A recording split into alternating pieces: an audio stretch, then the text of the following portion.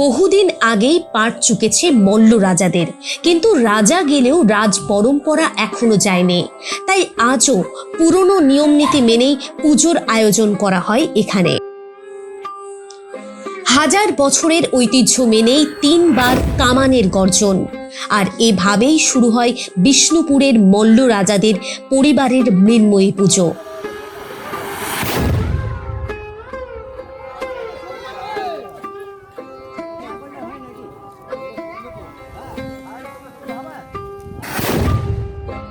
মূর্ছা পাহাড় থেকে কামান দেগে সূচনা করা হলো এবছরের উৎসবের। বিষ্ণুপুরের মল্ল রাজাদের ইতিহাস থেকে জানা যায়, মল্ল রাজা জগৎ মল্ল 997 খ্রিস্টাব্দে দেবীর প্রতিষ্ঠা করেন। তারপর থেকে রীতি মেনে চলে আসছে এই পুজো। মৃন্ময়ীর পুজোতে নবমাদি কল্পারম্ভই হয়ে উঠেছে রীতি। জিতাষ্টমীর পরের নবমীতে পুজো করে মন্দিরে আনা হয় বড় ঠাকুরকে। অতীতের সেই রীতি মেনে বৃহস্পতিবার নবমী তিথিতে ঘটা করে মৃন্ময়ী মন্দিরে প্রবেশ করলেন বড় ঠাকুর। টানা 18 দিন চলবে এই পুজো। পট পুজোই এখানকার অন্যতম বৈশিষ্ট্য।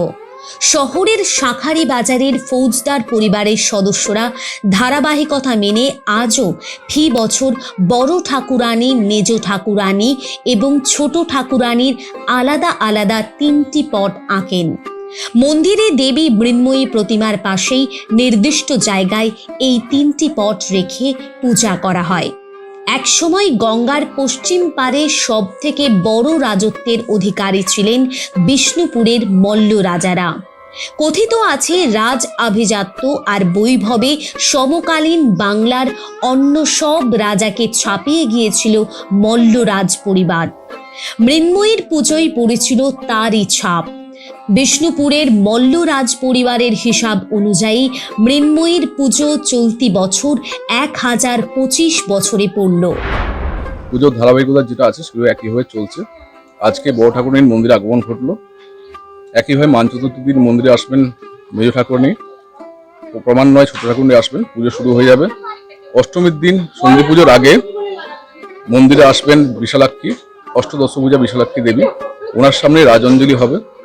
অষ্টমী নবমীর সন্ধিক্ষণে, অষ্টমীর পরে নবমীর মধ্যরাত্রে খচ্চর বাহিনী পুজো হবে। খচ্চর বাহিনী হচ্ছে এখন খুবই প্রাসঙ্গিক। মহামারী দমন করার উদ্দেশ্যে এই পুজো করা হয়। বড় ঠাকুরুন আসলে মহাকালীর একটি পট। রাজ দরবারের একটি গোপাল শায়ের ঘাটে রাজপুরোহিতেরা হাতে লেখা প্রাচীন বলি নারায়ণী পুঁথির মন্ত্র পড়ে এবং বিশেষ পুজো পাঠের মাধ্যমে সেই পটে স্নান পর্ব সারেন। তারপরে রাজপুরোহিতরা সেটিকে নিয়ে আসেন মৃন্ময়ী মন্দিরে। গোপাল শায়র থেকে বড় ঠাকুরকে মন্দির চত্বরে প্রবেশ করানোর সময় স্থানীয় মূর্ছা পাহাড় থেকে 3 বার গর্জে ওঠে কামান।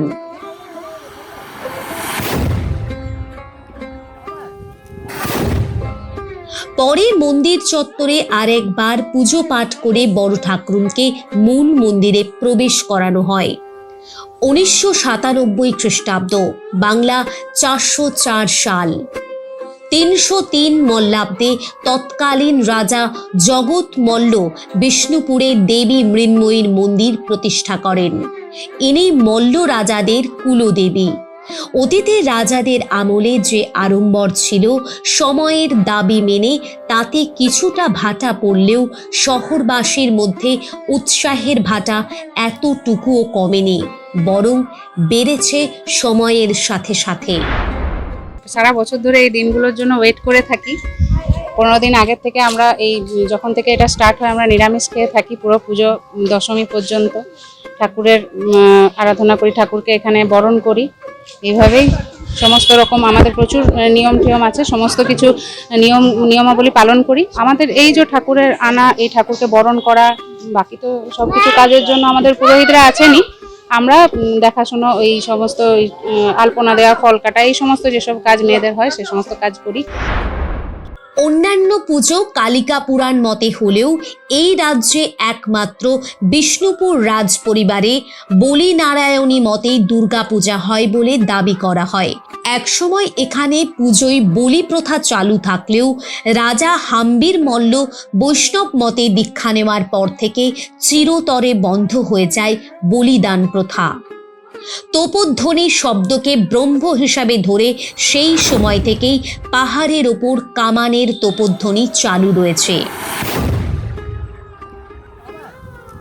এই তোপধ্বনি এখনো বিষ্ণুপুরের মল্ল রাজাদের পারিবারিক ঐতিহ্যের ধারাকে বহন করে আসছে।